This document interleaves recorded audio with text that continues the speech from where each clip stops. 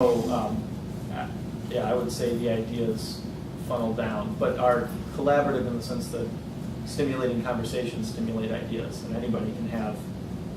And the thing is, the hypothesis you'll be working on will probably be, never work out the way you wanted to. So, I mean, that would be your input.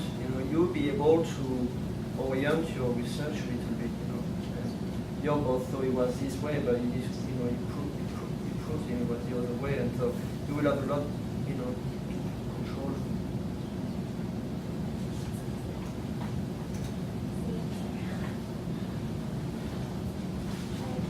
We have a question for just kind of in general.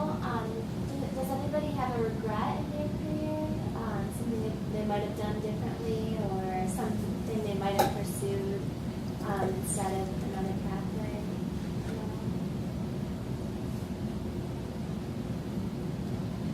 I think I discussed that with Roy the other day, and I would have the chance to do it again. I might have done an MD PhD program, just because I think it opens more door, and because I think I would have liked to work with people, but it's a bit too late to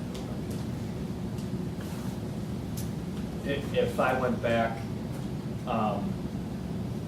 it's so tough because you're here freshman year and or sophomore year, and you might not know what to do, what you want to do, and even though I said I wanted to always be a doctor, and then it switched into wanting to go to research, and then sort of discover, at the end of sophomore year, I wanted MD, PhD can combine both. You think that I might have had it figured out, but it's almost at the end of sophomore year a little bit, I don't know, almost too late in the sense that I think I could have been a more competitive applicant had I had contacts or known what programs were looking for. I mean, it worked out for me. I'm very thrilled to be here, but in talking to some other kids on the applicant trail, I don't think I was a top tier applicant because I started a little too late on my personal research as an undergrad, and so I had had the Europe experience, but not presenting at a conference and not having a poster and not having a publication. Every program will tell you it's not required, but I think that demonstrating independent research thought is something the programs look for, and I didn't necessarily have it as soon as some other applicants. So I would have liked to have had a conversation with someone on the admission side or knowledgeable in the application process so that you know what you're getting into and what are the steps are to be successful at it. So maybe that's the general thing. I did that a little late on the MD, PhD side of things. Fortunate enough, it worked out for me, but I think figuring out someone to tell you what are the next steps that I need to take to get where I want to be, knowing that. It's a little frightening if you have to do that by the end of sophomore year. It would. I know that, but yeah. There's no. It's hard. You might not decide, and there were plenty. I have other colleagues who did not go straight through. So someone who went straight from senior year of undergrad to first year of medical school, I think that pushes the timeline forward. But I had friends who decided they liked research. They worked at the NIH for 2 years, and so got to see my path is not the only path to where I am. But yeah, yeah.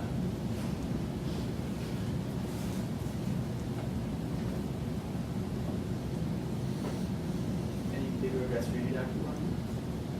Warren? The one thing I regret the most, and I have very few regrets. I mean, things have just worked out really well for me. I've been lucky. There's one thing I really regret and always have since it happened. Remember I mentioned the senator trying to get my research unfunded? It wasn't unfunded. They kept the money coming.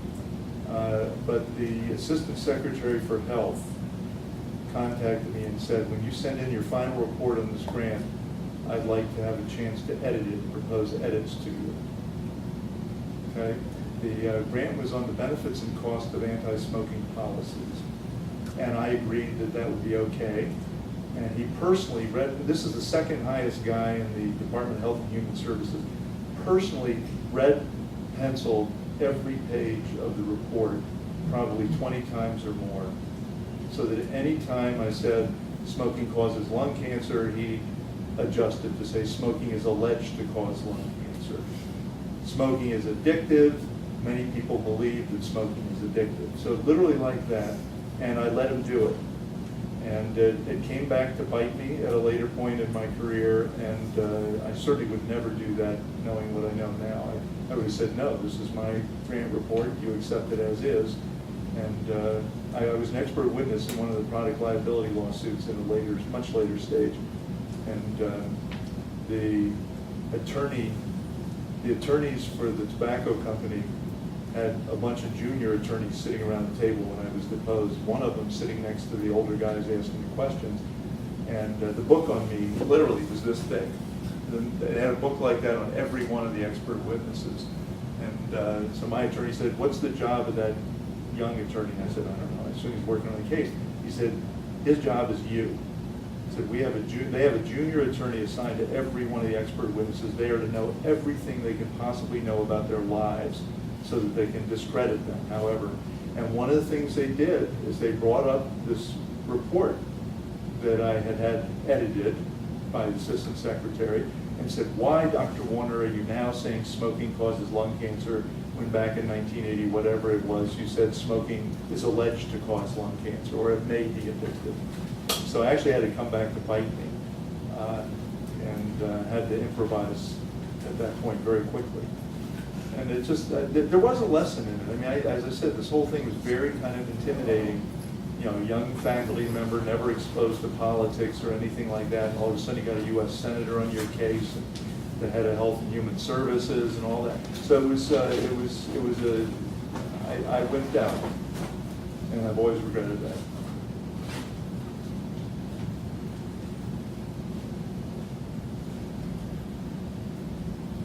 I guess just tailing off regrets, like, is there one piece of advice you could give to undergrads who are looking and trying to figure out which way they would like their path to take that you could give to them that you wish someone told you before you started your journey? Stay focused, don't let people put you down. You find people that will try to put you down, don't let them do that. I'd say that the single most important word is passion.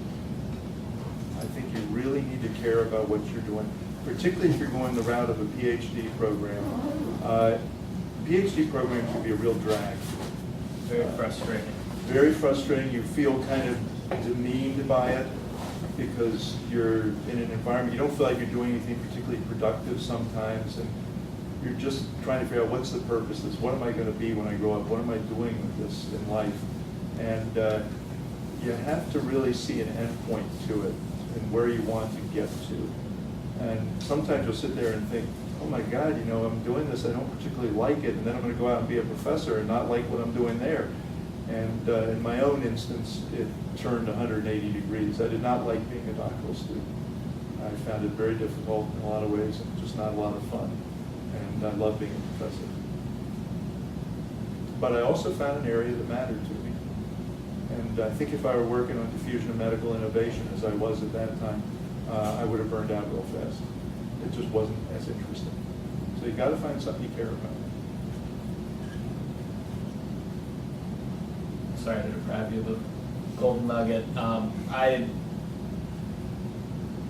If you love what you're doing, you'll be successful at it. And that, now the true bit is, how do you figure out what you like doing? Try a lot of different things, I suppose. Take the survey courses and have an open mind. Find a professor who inspires you. Which has all been said before.